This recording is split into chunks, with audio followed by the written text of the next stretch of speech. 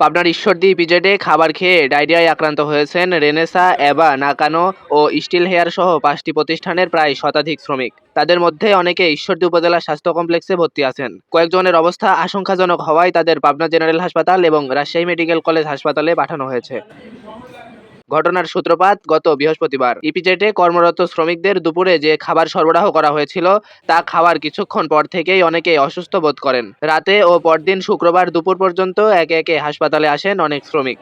প্রাথমিক চিকিৎসার পর বেশ কয়েকজন বাসায় ফিরে গেলেও বর্তমানে ঈশ্বরদী উপজেলা স্বাস্থ্য কমপ্লেক্সে প্রায় 32 জন চিকিৎসাধীন রয়েছেন, যাদের মধ্যে রয়েছে পেট ব্যথা, বমি ও পাতলা পায়খানায় ভুগছেন এমন অনেকে। ঈশ্বরদী উপজেলা স্বাস্থ্য কমপ্লেক্সের দায়িত্বরত চিকিৎসক ডক্টর মোহাম্মদ উম্মে হাবিবা বলেন, সবারই খাদ্যে ব্যাকটেরিয়া জনিত কারণে ডায়রিয়া ও পাতলা পায়খানা হয়েছে। বর্তমানে 25 থেকে 30 জন রোগী হাসপাতালে চিকিৎসাধীন রয়েছে। আশঙ্কাজনক অবস্থায় কয়েকজনকে পাবনা জেনারেল হাসপাতাল এবং রাজশাহী মেডিকেল কলেজ হাসপাতালে প্রেরণ করা হয়েছে।